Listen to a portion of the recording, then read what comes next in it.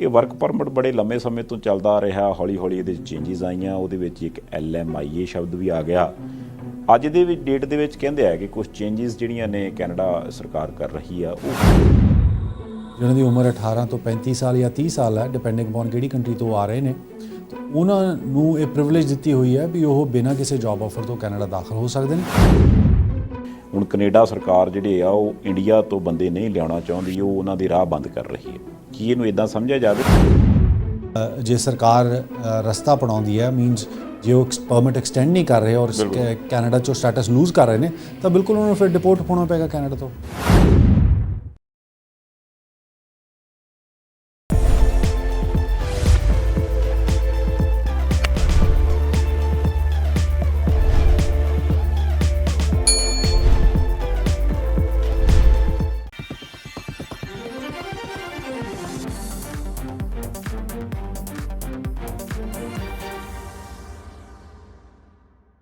ਸਵਾਗਤ ਜੀ ਤੁਹਾਡਾ ਸਾਰਿਆਂ ਦਾ। ਤੁਸੀਂ ਦੇਖ ਰਹੇ ਹੋ ਪ੍ਰਾਈਮ ਏਸ਼ੀਆ TV। ਮੈਂ ਗੁਰਪ੍ਰੀਤ ਸਿੰਘ ਸੰਧਾਵਾਲੀਆ ਤੁਹਾਡੇ ਨਾਲ, ਤੇ ਗੱਲ ਆਪਾਂ ਕਰਾਂਗੇ ਅੱਜ ਇਮੀਗ੍ਰੇਸ਼ਨ ਨਾਲ ਰਿਲੇਟਡ ਕੁਝ ਮਸਲਿਆਂ ਦੇ ਬਾਰੇ 'ਚ, ਤੇ ਖਾਸ ਕਰਕੇ ਵਰਕ ਪਰਮਿਟ ਨਾਲ ਸੰਬੰਧਿਤ। ਤੇ ਸਾਰੀਆਂ ਗੱਲਾਂ ਬਾਤਾਂ ਦੱਸਣ ਦੇ ਲਈ ਅੱਜ ਆਪਣੇ ਨਾਲ CWC ਤੋਂ ਅਮਨ ਖਹਿਰਾ ਹੋਰੀ ਨੇ। ਖਹਿਰਾ ਸਾਹਿਬ, ਬਹੁਤ ਬਹੁਤ ਸਵਾਗਤ ਜੀ ਤੁਹਾਡਾ ਪ੍ਰਾਈਮ ਏਸ਼ੀਆ ਤੇ। ਥੈਂਕ ਯੂ ਭਾਈ ਜੀ, ਔਰ ਤੁਹਾਡੇ ਸਾਰੇ ਹੀ ਵਿਊਅਰਸ ਨੂੰ ਮੇਰੇ ਵੱਲੋਂ ਪਿਆਰ ਭਰੀ ਸਤਿ ਸ਼੍ਰੀ ਅਕਾਲ, ਨਮਸਕਾਰ ਤੇ ਆਦਾਬ ਅਰਸੀ। ਖਹਿਰਾ ਸਾਹਿਬ, ਗੱਲ ਇਹ ਆ ਕਿ ਕੈਨੇਡਾ ਜਿਹੜਾ ਉਹ ਹਰੇਕ ਦੇ ਲਈ ਸੁਪਨਿਆਂ ਦਾ ਦੇਸ਼ ਆ, ਤੇ ਬੰਦਾ ਸੋਚਦਾ ਵੀ ਚਲੋ ਉੱਥੇ ਜਾਈਏ, ਕੰਮ ਧੰਦਾ ਕਰ ਲਵਾਂਗੇ। ਜਿਹੜਾ ਇੱਥੇ ਆਇਆ ਹੁੰਦਾ ਉਹ ਵੀ ਕਈ ਵਾਰ ਸੋਚਦਾ ਵੀ ਯਾਰ ਜੇ ਹੁਣ ਕੰਮ ਦੀ ਗੱਲ ਬਣ ਜੇ ਤੇ ਫਿਰ ਵਧੀਆ ਰਹਿ ਜਾਊਗਾ। ਪਰ ਉਹ ਜੇ ਕੰਮ ਕਰਨਾ ਤੇ ਉਹਦੇ ਲਈ ਕੰਮ ਦਾ ਪਰਮਿਟ ਚਾਹੀਦਾ, ਯਾਨੀ ਕਿ ਵਰਕ ਪਰਮਿਟ ਹੋਣਾ ਜ਼ਰੂਰੀ ਹੈ। ਇਹ ਵਰਕ ਪਰਮਿਟ ਬੜੇ ਲੰਮੇ ਸਮੇਂ ਤੋਂ ਚੱਲਦਾ ਰਿਹਾ। ਹੌਲੀ ਹੌਲੀ ਇਹਦੇ ਚੇਂਜਿਸ ਆਈਆਂ, ਉਹਦੇ ਵਿੱਚ ਇੱਕ LMIA ਸ਼ਬਦ ਵੀ ਆ ਗਿਆ। ਅੱਜ ਦੇ ਵਿੱਚ ਡੇਟ ਦੇ ਵਿੱਚ ਕਹਿੰਦੇ ਆ ਕਿ ਕੁਝ ਚੇਂਜਿਸ ਜਿਹੜੀਆਂ ਨੇ ਕੈਨੇਡਾ ਸਰਕਾਰ ਕਰ ਰਹੀ ਆ, ਉਹ ਕੀ ਹੈ ਜੀ? ਜੀ, ਸਰਕਾਰ ਦਾ ਜਿਹੜਾ ਫੋਕਸ ਹੈ, ਜਿਹੜੀ ਇਕਨੋਮਿਕ ਬੂਮ ਹੈ ਕੈਨੇਡਾ ਦੇ ਵਿੱਚ, ਖਾਸ ਕਰਕੇ ਜਿਹੜਾ ਇੰਪਲੋਇਮੈਂਟ ਬੂਮ ਹੈ, ਉਹਨੂੰ ਕੇਟਰ ਕਰਨ ਲਈ ਸਰਕਾਰ ਟੈਂਪਰੇਰੀ ਤੌਰ 'ਤੇ ਜਿਹੜੇ ਕਾਮੇ ਨੇ ਉਹਨਾਂ ਨੂੰ ਕੈਨੇਡਾ ਲਿਆ ਰਹੀ ਹੈ ਨਾ। ਉਹ ਦੋ ਤਰੀਕੇ ਨਾਲ ਇਹਨੂੰ ਸਰਵਿਸ ਕੀਤਾ ਜਾ ਰਿਹਾ ਇਸ ਨੀਡ ਨੂੰ। ਸਭ ਤੋਂ ਪਹਿਲਾ ਤਰੀਕਾ ਹੈਗਾ ਵੀ ਜਿਹੜੇ ਕਾਮੇ ਨੇ ਜਦੋਂ ਕੈਨੇਡਾ ਦੇ ਵਿੱਚ ਦਾਖਲ ਹੋ ਰਹੇ ਨੇ, ਉਹਨਾਂ ਨੂੰ ਕੀ ਇੰਪਲੋਇਰ ਜੌਬ ਆਫਰ ਦੀ ਜ਼ਰੂਰਤ ਹੈ ਜਾਂ ਨਹੀਂ। ਦੂਸਰੀ ਕੈਟਾਗਰੀ ਉਹਨਾਂ ਨੇ ਰੱਖੀ ਹੈ, ਜਿਹੜੇ ਕਾਮੇ ਨੇ, ਕੀ ਉਹਨਾਂ ਨੂੰ ਜੌਬ ਆਫਰ ਦੀ ਜੇ ਜ਼ਰੂਰਤ ਪੈਂਦੀ ਹੈ ਤਾਂ ਕੀ ਉਹਨੂੰ ਜੌਬ ਆਫਰ ਨੂੰ ਅਪਰੂਵ ਕਰਾਉਣਾ ਚਾਹੀਦਾ ਕਿਸੇ ਡਿਪਾਰਟਮੈਂਟ ਵੱਲੋਂ, ਜਿਹਨੂੰ ਕਿ ਆਪਾਂ LMIA ਕਹਿੰਦੇ ਹਾਂ, ਜਿਹੜੀ ਕਿ ਸਰਵਿਸ ਕੈਨੇਡਾ ਅਪਰੂਵ ਕਰਦਾ। ਸੋ ਇਹਦਾ ਬੇਸਿਕ ਮਤਲਬ ਹੈਗਾ ਵੀ ਜਿਹੜੀ ਜੌਬ ਹੈ ਉਹਨੂੰ ਟੈਸਟ 'ਤੇ ਪਾਇਆ ਜਾਂਦਾ ਔਰ ਪਹਿਲੀ ਓਪਰਚੁਨਿਟੀ ਕੈਨੇਡੀਅਨ ਨੂੰ ਦਿੱਤੀ ਜਾਂਦੀ ਹੈ। ਔਰ ਇਹਦੇ ਨਾਲ ਇੱਕ ਸਬ ਕੈਟੇਗਰੀ ਇਹੀ ਜਿਹੀ ਵੀ ਸਰਕਾਰ ਨੇ ਕਰਤੀ ਵੀ ਜੇ ਤੁਸੀਂ LMIA ਐਗਜ਼ੈਂਟ ਨੂੰ ਬਿਲੋਂਗ ਕਰਦੇ ਹੋ ਔਰ ਇਹਦੇ ਨਾਲ ਤੁਹਾਨੂੰ ਸਿਰਫ ਜੌਬ ਆਫਰ ਦੇ ਬੇਸਿਸ 'ਤੇ ਹੀ ਕੈਨੇਡਾ ਬੁਲਾ ਲਿਆ ਜਾਵੇ, ਤਾਂ ਫਿਰ ਉਹ ਵੀ ਇੱਕ ਕੈਟੇਗਰੀ ਬਣ ਜਾਂਦੀ ਹੈ, ਜਿਹਦੇ ਵਿੱਚ ਇੰਪਲੋਇਰ ਡਰਿਵਨ ਪ੍ਰੋਸੈਸ ਆਪਾਂ ਕਹਿ ਸਕਦੇ ਹਾਂ। ਸੋ ਬੇਸਿਕਲੀ ਦੋ ਜਿਹੜੀਆਂ ਕੈਟਾਗਰੀਜ਼ ਨੇ, ਇੱਕ 'ਚ ਤੁਹਾਨੂੰ ਇੰਪਲੋਇਰ ਚਾਹੀਦਾ ਹੁੰਦਾ ਜੇ ਕੈਨੇਡਾ ਤੁਸੀਂ ਪਰਮਿਟ ਹਾਸਲ ਕਰਨਾ। ਦੂਸਰੀ ਇਹੋ ਜਿਹੀ ਕੈਟਾਗਰੀ ਹੈ ਜਿਹੜੀ ਇੰਪਲੋਇਰ ਡਰਿਵਨ ਨੇ, ਔਰ ਇੰਪਲੋਇਰ ਡਰਿਵਨ ਕੈਟਾਗਰੀ ਵੀ ਦੋ 'ਚ ਵੰਡੀ ਹੋਈ ਹੈ, ਜਿੱਥੇ ਤੁਸੀਂ LMIA ਹਾਸਲ ਕਰਨਾ, ਔਰ ਇੱਕ ਇਹੋ ਜਿਹੀ ਕੈਟਾਗਰੀ ਹੈ ਜਿੱਥੇ ਤੁਸੀਂ ਕੋਈ LMIA ਨਹੀਂ ਲੈਣਾ ਔਰ ਸਿਰਫ ਜੌਬ ਆਫਰ ਦੇ ਬੇਸ 'ਤੇ ਕੈਨੇਡਾ ਤੁਸੀਂ ਦਾਖਲ ਹੋ ਸਕਦੇ ਜੀ। ਇਹ ਜਿਹੜੀਆਂ ਚੇਂਜਿਸ ਨੇ ਇਹ ਹੋ ਗਈਆਂ ਨੇ ਜਾਂ ਆਉਣ ਵਾਲੇ ਟਾਈਮ ਦੇ ਵਿੱਚ ਕੀਤੀਆਂ ਜਾ ਰਹੀਆਂ ਖੈਰ ਸਾਹਿਬ? ਇਹ ਆਲਰੇਡੀ ਚੇਂਜਿਸ ਜਿਹੜੀਆਂ ਨੇ ਅਪਲਾਈਡ ਨੇ। ਜਿਹੜਾ ਰੀਸੈਂਟ ਸਰਕਾਰ ਸੋਚ ਰਹੀ ਹੈ ਪ੍ਰੋਗਰਾਮ ਦੇ ਵਿੱਚ ਤਬਦੀਲੀ ਕਰਨਾ, ਉਹ ਕੈਟਾਗਰੀਜ਼ ਨੇ ਜਿਹੜੀਆਂ ਖਾਸ ਕਰਕੇ ਇੰਟਰਨੈਸ਼ਨਲ ਐਕਸਪੀਰੀਅੰਸ ਕਲਾਸ ਹੈ, ਜਿਹਦੇ ਵਿੱਚ ਖਾਸ ਕਰਕੇ ਉਹਨਾਂ ਕੰਟਰੀਜ਼ ਤੋਂ ਜਿਹੜੀਆਂ 28 ਜਾਂ 29 ਇਹੋ ਜਿਹੀਆਂ ਕੰਟਰੀਜ਼ ਨੇ ਜਿਹਦੇ ਸਰਕਾਰ ਨੇ ਬਾਇਲੈਟਰਲ ਇੱਕ ਐਗਰੀਮੈਂਟ ਸਾਈਨ ਕੀਤਾ ਹੋਇਆ, ਜਿੱਥੋਂ ਦੇ ਨੈਸ਼ਨਲਸ ਨੇ ਜਿਹਨਾਂ ਦੀ ਉਮਰ 18 ਤੋਂ 35 ਸਾਲ ਜਾਂ 30 ਸਾਲ ਹੈ, ਡਿਪੈਂਡਿੰਗ ਅਪੋਨ ਕਿਹੜੀ ਕੰਟਰੀ ਤੋਂ ਆ ਰਹੇ ਨੇ, ਤਾਂ ਉਹਨਾਂ ਨੂੰ ਇਹ ਪ੍ਰਿਵਿਲੇਜ ਦਿੱਤੀ ਹੋਈ ਹੈ ਵੀ ਉਹ ਬਿਨਾਂ ਕਿਸੇ ਜੌਬ ਆਫਰ ਤੋਂ ਕੈਨੇਡਾ ਦਾਖਲ ਹੋ ਸਕਦੇ ਨੇ। ਉਹਨਾਂ ਦੇ ਵੀ ਗਾਹਾਂ ਸਬ ਕੈਟਾਗਰੀਜ਼ ਨੇ, ਜਿਹਦੇ ਵਿੱਚ ਉਹਨਾਂ ਨੇ ਇੱਕ ਸਪੈਸੀਫਿਕ ਕੋਟਾ ਰੱਖਿਆ ਹੋਇਆ, ਐਕਸੈਪਟ ਆਸਟ੍ਰੇਲੀਆ, ਜਿਹੜੇ ਕਿ ਕੈਨੇਡਾ ਦੇ ਵਿੱਚ ਕਿਸੇ ਪਰਟੀਕੂਲਰ ਨੰਬਰ ਦੇ ਵਿੱਚ ਹੀ ਦਾਖਲ ਹੋ ਸਕਦੇ ਨੇ। ਨਾ ਪਿਛਲੇ ਸਾਲ ਜਿਹੜਾ ਇਹ ਕੋਟਾ ਸੀਗਾ, ਸਰਕਾਰ ਨੇ ਤਕਰੀਬਨ 80,000 ਪਰਮਿਟਸ ਇਸ਼ੂ ਕਰਨੇ ਸੀਗੇ ਇਹਦੇ ਵਿੱਚ, ਪਰ ਇਹ ਕੋਟਾ ਨਹੀਂ ਭਰਿਆ ਬਿਕੋਜ਼ ਕੈਨੇਡਾ ਹੋਰ ਕੰਟਰੀਜ਼ ਨਾਲ ਵੀ ਕੰਪੀਟ ਕਰਦਾ। ਔਰ ਜਿਹੜੀ ਕੰਟਰੀਜ਼ ਨਾਲ ਕੈਨੇਡਾ ਨੇ ਬਾਇਲੈਟਰਲ ਐਗਰੀਮੈਂਟ ਸਾਈਨ ਕੀਤਾ ਹੋਇਆ, ਉਹ countries already economically well established ਨੇ। ਉੱਥੋਂ ਦੇ ਜਿਹੜੇ ਨੈਸ਼ਨਲਸ ਨੇ ਉਹ ਮੂਵ ਨਹੀਂ ਕਰਨਾ ਚਾਹੁੰਦੇ ਬਿਕੋਜ਼ ਉੱਥੇ ਹੀ ਉਹ ਸੈਟਿਸਫਾਈਡ ਨੇ। ਉਹਨਾਂ ਕੰਟਰੀਜ਼ ਦੇ ਵਿੱਚ ਜਿਵੇਂ ਖਾਸ ਕਰਕੇ ਜਿਹੜੇ ਲਾਸਟ ਸਟੈਟਿਸਟਿਕਸ ਆਏ ਸੀਗੇ ਜਿਹਦੇ ਵਿੱਚ ਜਿਹੜੀ ਮੋਸਟ ਇਮੀਗ੍ਰੈਂਟਡ ਨੈਸ਼ਨਲਸ ਨੇ ਜਿਹੜੇ ਕਿਸੇ ਕੰਟਰੀ ਤੋਂ ਆ ਰਹੇ ਨੇ ਉਹ ਹੈਗੇ ਆ ਇੰਡੀਆ। ਤਾਂ ਉਹਦਾ ਨੰਬਰ ਵੀ ਬਹੁਤ ਵੱਡਾ। ਸੋ ਇਸ ਕਰਕੇ ਜਿਹੜੀ ਡਾਇਵਰਸਿਟੀ ਹੈ ਉਹਨੂੰ ਇੱਕ ਬਹੁਤ ਬੜਾ ਚੈਲੰਜ ਮਿਲਦਾ, ਜਿੱਥੇ ਇੱਕ ਪਰਟੀਕੂਲਰ ਗਰੁੱਪ ਆਫ ਪੀਪਲ ਜਾਂ ਇੱਕ ਪਰਟੀਕੂਲਰ ਨੈਸ਼ਨੈਲਿਟੀ ਦੇ ਬੰਦੇ ਜਿਹੜੇ ਨੇ ਉਹ ਕੈਨੇਡਾ ਦੇ ਵਿੱਚ ਤਾਦਾਦ ਉਹਨਾਂ ਦੀ ਵਧੇਗੀ। ਸੋ ਜਿਹੜਾ ਕਿ ਸਰਕਾਰ ਫੀਲ ਕਰਦੀ ਹੈ ਵੀ ਇਹ ਡਿਵਰਸ ਫੈਬਰਿਕ ਨੂੰ ਇੰਬੈਲੈਂਸ ਕਰ ਸਕਦੇ ਨੇ। ਤਾਂ ਹੀ ਕਰਕੇ ਜਿਹੜੀ ਫਰੈਂਕੋਫੋਨ ਜਾਂ ਜਿਹੜੀ ਫ੍ਰੈਂਚ ਸਪੀਕਿੰਗ ਕੰਟਰੀਜ਼ ਨੇ ਸਰਕਾਰ ਉਹਨਾਂ ਨੂੰ ਪ੍ਰਿਵਿਲੇਜਸ ਜਿਹੜੀ ਹੈ ਦੇ ਰਹੀ ਹੈ, ਜਾਂ ਉਹਨਾਂ ਦਾ ਜਿਹੜੇ ਕੋਟੇ ਨੇ ਉਹ ਵਧਾ ਰਹੀ ਹੈ। ਈਵਨ ਦੋ ਫਿਊਚਰ 'ਚ ਟਾਰਗੇਟਡ ਡਰਾਜ਼ ਵੀ ਸਰਕਾਰ ਨੇ ਕਿਹਾ ਵੀ ਜਿਹੜੀਆਂ ਉਹਨਾਂ ਕੰਟਰੀਜ਼ ਦੇ ਜਿਹੜੇ ਫ੍ਰੈਂਚ ਸਪੀਕਿੰਗ ਨੇ ਜਾਂ ਫਰੈਂਕੋਫੋਨ ਨੇ ਉਹਨਾਂ ਦੇ ਕਰੇ ਜਾਣਗੇ, ਤਾਂ ਕਿ ਵੱਧ ਤੋਂ ਵੱਧ ਇੰਡੀਵਿਜੂਅਲ ਜਿਹੜੀ ਹੈ ਉਹਨਾਂ ਕੰਟਰੀਜ਼ ਦੇ ਕੈਨੇਡਾ ਵਿੱਚ ਆ ਸਕਣ, ਇਮੀਗ੍ਰੇਸ਼ਨ ਜਿਹੜੀ ਹਾਸਲ ਕਰ ਸਕਣ।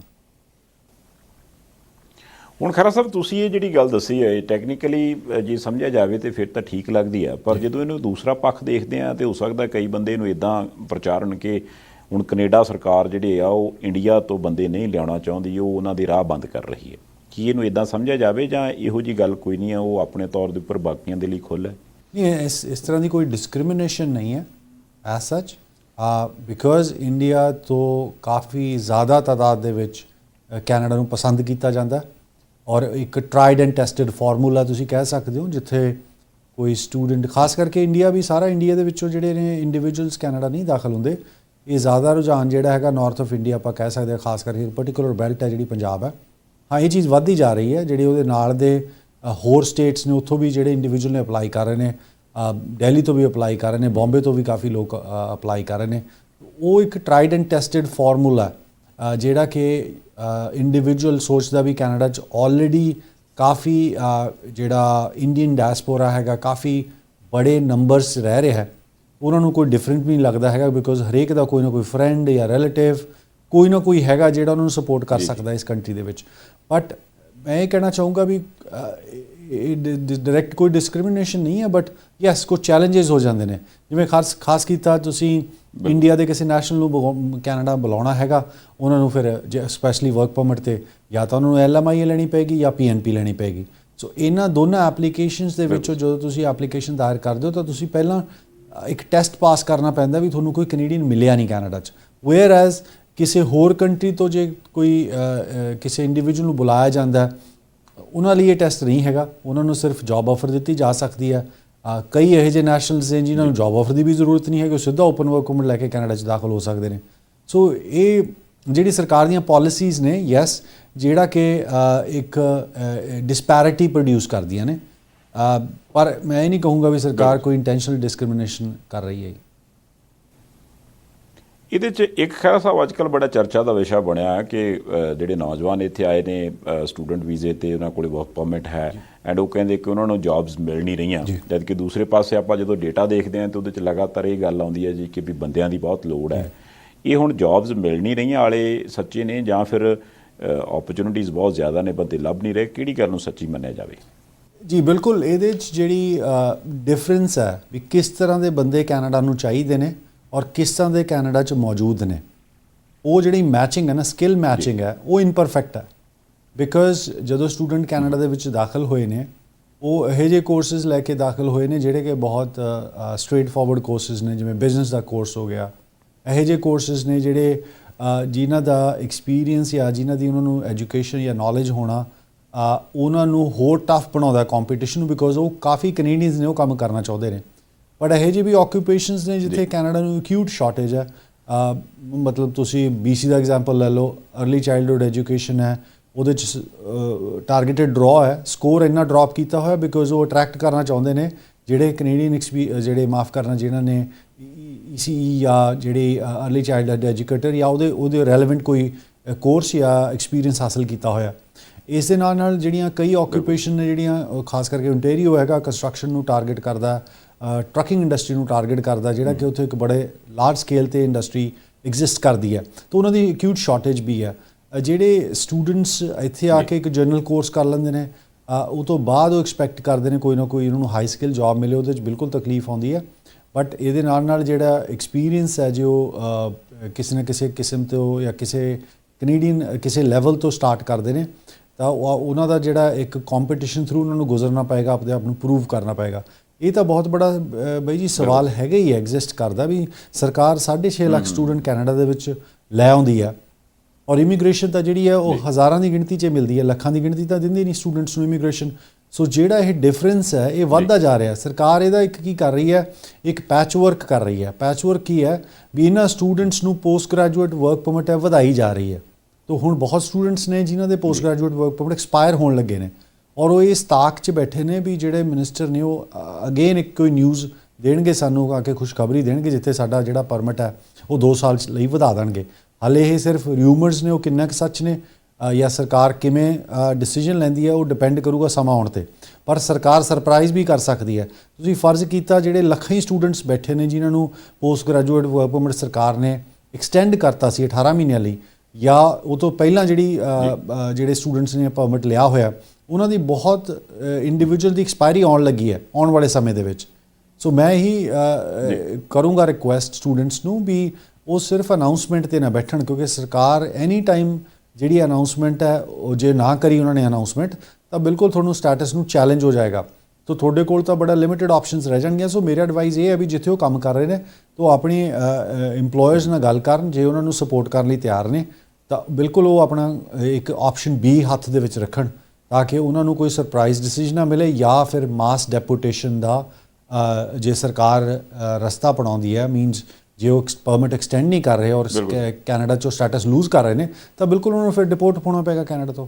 ਇਹ ਬਹੁਤ ਵੱਡੀ ਗੱਲ ਹੈ ਜੀ, ਜ਼ਰੂਰ ਨੋਟ ਕੀਤੀ ਜਾਵੇ ਕਿ ਜੇਕਰ ਤੁਸੀਂ ਕੈਨੇਡਾ 'ਚ ਹੋ, ਤੁਸੀਂ ਪੋਸਟ ਗ੍ਰੈਜੂਏਟ ਵਰਕ ਪਰਮਿਟ ਲਿਆ ਹੋਇਆ, ਅਜੇ ਤੱਕ PR ਵਾਲੀ ਗੱਲ ਬਣੀ ਨਹੀਂ ਹੈ, ਤੇ ਉਹ ਜੇ ਸਮਾਪਤ ਹੋ ਗਿਆ ਤੇ ਉਧਰੋਂ ਕੋਈ ਅਨਾਊਂਸਮੈਂਟ ਨਾ ਹੋਈ ਤੇ ਤੁਸੀਂ ਆਊਟ ਆਫ ਸਟੇਟਸ ਹੋ ਸਕਦੇ ਆ। ਅੱਛਾ, ਦੂਜੀ ਗੱਲ ਖਹਿਰਾ ਸਾਹਿਬ, ਜੇ ਮੰਨ ਲਓ ਵੀ ਇਹੋ ਜਿਹੀ ਕੋਈ ਗੱਲ ਆਉਂਦੀ ਹੈ ਕਿ ਜੇ ਕੋਈ ਦੁਬਾਰਾ ਅਪਲਾਈ ਕਰਦਾ ਜਾਂ ਕੋਈ ਬਾਹਰੋਂ ਅਪਲਾਈ ਕਰਦਾ, ਵਰਕ ਪਰਮਿਟ ਦੀ ਮੈਂ ਗੱਲ ਕਰ ਰਿਹਾ, ਉਹ ਰਿਫਿਊਜ਼ ਹੋ ਜਾਂਦੀ ਹੈ ਐਪਲੀਕੇਸ਼ਨ, ਜੇ ਉਹੋ ਜਿਹਾ ਕੇਸ ਆਉਂਦਾ ਫਿਰ ਉਹਦੇ 'ਚ ਤੁਸੀਂ ਹੈਲਪ ਕਰ ਸਕਦੇ ਕੋਈ? ਜੀ ਬਿਲਕੁਲ। ਜਦੋਂ ਵੀ ਕੇਸ ਰਿਫਿਊਜ਼ ਹੁੰਦਾ 2 ਆਪਸ਼ਨਸ ਹੁੰਦੀਆਂ ਨੇ ਵੀ ਜਾਂ ਤਾਂ ਤੁਸੀਂ ਕੇਸ ਨੂੰ ਰੀਸਬਮਿਟ ਕਰ ਦਿਓ ਜੇ ਉਹਦੇ 'ਤੇ ਪ੍ਰਿੰਸੀਪਲ ਆਫ ਰੈਸਿਡੈਂਸੀ ਕਾਟਾ ਨਹੀਂ ਐਪਲੀਕੇਬਲ ਹੁੰਦਾ, ਤਾਂ ਦੂਸਰਾ ਆਪਸ਼ਨ ਹੁੰਦਾ ਵੀ ਜੇ ਕੇਸ ਰਿਫਿਊਜ਼ ਹੁੰਦਾ ਤਾਂ ਤੁਸੀਂ ਉਹਦੀ ਅਪੀਲ ਕਰ ਸਕਦੇ ਹੋ। ਜੇ ਕੈਨੇਡਾ 'ਚ ਕੇਸ ਰਿਫਿਊਜ਼ ਹੋਇਆ ਤੁਹਾਡਾ ਤਾਂ ਤੁਹਾਡੇ ਕੋਲ ਸਿਰਫ 15 ਦਿਨ ਹੁੰਦੇ ਨੇ ਅਪੀਲ ਕਰਨ ਦੇ। ਜੇ ਕੈਨੇਡਾ ਤੋਂ ਬਾਹਰ ਰਿਫਿਊਜ਼ ਹੋਇਆ ਤਾਂ ਫਿਰ ਤੁਹਾਡੇ ਕੋਲ 60 ਦਿਨ ਹੁੰਦੇ ਨੇ ਜਿਹਦੇ ਵਿੱਚ ਤੁਸੀਂ ਅਪੀਲ ਕਰ ਸਕਦੇ ਹੋ, ਔਰ ਬਹੁਤ ਇਹੋ ਜਿਹੇ ਕੇਸਿਸ ਨੇ ਜਿਹੜੇ ਤੁਹਾਡੇ ਫੇਵਰ 'ਚ ਜਾ ਸਕਦੇ ਨੇ। ਡਿਪੈਂਡਿੰਗ ਅਪੋਨ ਇਟ ਡਿਪੈਂਡ ਕਰਦਾ ਸਰਕਮਸਟੈਂਸਿਸ ਕੀ ਨੇ ਔਰ ਬੇਸਿਸ ਕੀ ਹੈ ਰਿਫਿਊਜ਼ਲ ਦਾ।